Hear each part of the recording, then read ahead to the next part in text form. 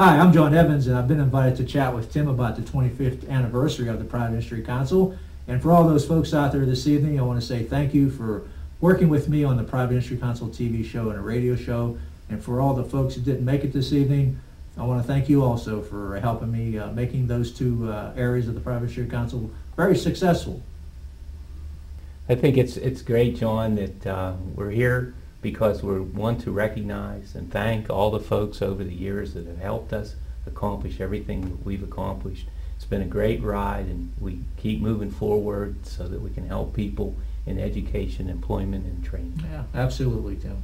And now we're 25 years in this organization. What a fantastic accomplishment. And providing services to residents of Westmoreland and Fayette County for over those years, and the impact that we're making with young people, just employment and training programs, early childhood education. It's just fantastic. Absolutely. Well, Tim, I've been with the Private Industry Council for 11 years, and in those 11 years I've seen tremendous changes in the workforce development area, but also I've witnessed the flexibility of the Private Industry Council.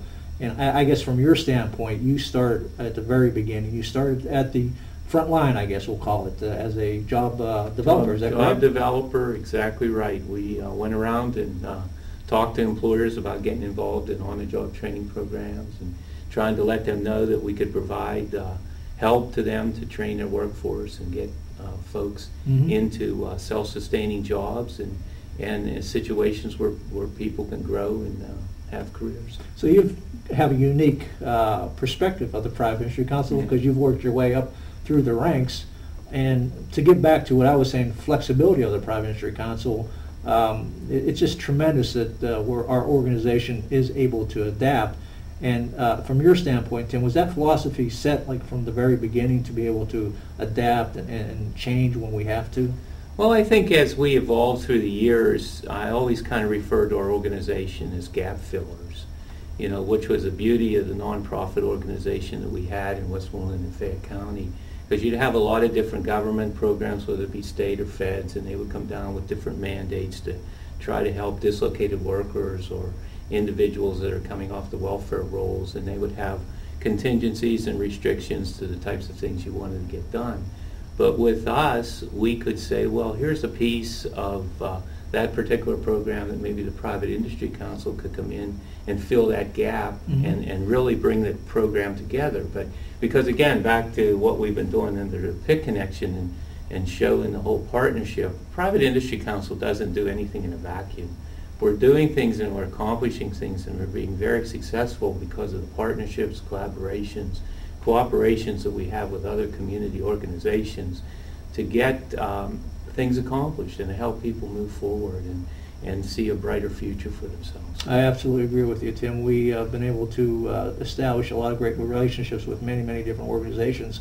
And just to get back to the Private Industry Council TV show and also the Private Industry Council radio show, we have had to have many sponsors in the past that wanted to sponsor the show because they know that the Private Industry Council is out there doing a lot of good things. So also, and there's a few more, but we do want to thank all of them for sponsoring the show. But as I've been had talked with these sponsors in the past, they are excited to be working with the Private Industry Council because of all the stuff that we do in the community. So that's a real plus for us. Yeah, that's excellent. I mean, you really can't thank them enough, and they come forward and they got behind us and the impact that they're helping us make in the community to bring these programs to light for people or make them aware. It's tremendous outreach.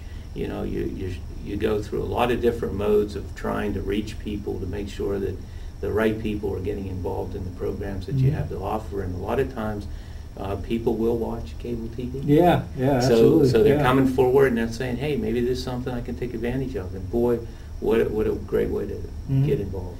And you're right, a lot of folks come in and they look at our organization and they say, boy, when we help you in trying to move forward in setting up some kind of business planning or strategic planning, a lot of times advice is you folks need to measure what you're doing. And they see with the Private Industry Council, I mean, we're doing that. Yeah. Every one of the 24 programs that we offer have measurements and goals and objectives that we're trying to achieve to show folks the impact that we're making and what it's all about. So, you know, all through the years, the board and their input and their expertise, you know, that's a lot of people went into making that happen. Absolutely. And, you know, with the current board now, a fantastic board that's sitting right now with us, provides a lot of great direction for this organization. And, you know, and I know they're as proud as I am to what we have accomplished. Mm-hmm. One of the things you got to be proud about is where we're at today. Yeah, We're sitting in this beautiful building that, you know, when I first started with the Private Industry Council, we were renting a building, Yeah. and now we actually have our own building. Yeah, 4 years now we've been in our corporate center here on Donahue Road, and again with the foresight of the board to say, hey, we can actually move forward and try to provide better services in one location out here with adult education, our welfare to work initiatives. We have our private licensed school education and technology institute, all working interrelated and together to try to accomplish, to help people move forward and become successful in career-oriented opportunities. We're good at what we do, and we're good at what we do because of the people we have working in the organization and the pride and the passion that the staff has. Boy, to just see that in different offices. I know you're working at Fayette Career Link, and go in there and see what those people do on a day-to-day basis, or to go over to our, you know, our Head Start centers and watch our teachers in the classrooms and the interaction they're having with the young kids, and just the impact and helping with self-esteem and making a transition to school and all those things. It's just really something to watch and see, and it gives you hope that there's a bright future for us here in this area as we continue to move forward. Yeah, absolutely. You mentioned Head Start. You know, since we've been doing the TV shows and the radio shows, I had an opportunity, or I have had the opportunity to work with the folks over in the Head Start division. You know, I don't work over there, but I'm really proud of those people over there for what they've accomplished and the educational status that they've obtained to run that division. And it is really an outstanding division, and that's always looked at too from the state as being one of the better ones. Right. The Head Start and Early Head Start grant is a federal grant, and the folks from Health and Human Services will come out once every 3 years, and they put us through the white glove treatment as far as monitoring and review. And they always walk away saying that we've got one of the best organizations, one of the best Head Start programs in the state of Pennsylvania, because, like I said, of the things that we do, the facilities that we have, the passionate staff that we have, the credentials that our staff holds. Our teachers are certified to teach in the state of Pennsylvania. And we have nurses on staff to help. And I think a lot of times, too, one of the things I refer to is safety.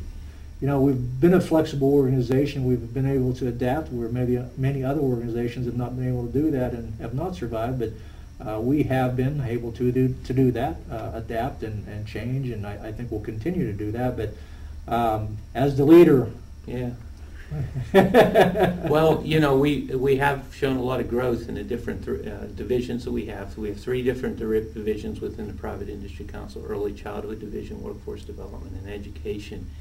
And as you know too, I mean, right now we're in an era where a lot of the monies that are coming down for these programs are tightening up, and everybody seems like they're chasing the same money. But I think, as I said, what we look for is to maintain quality.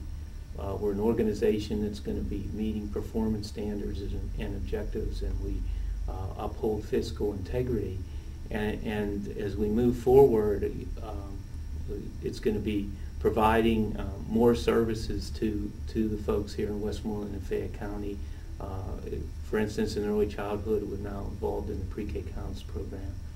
And it's working directly with the school districts and helping those young people make a transition to school and to kindergarten.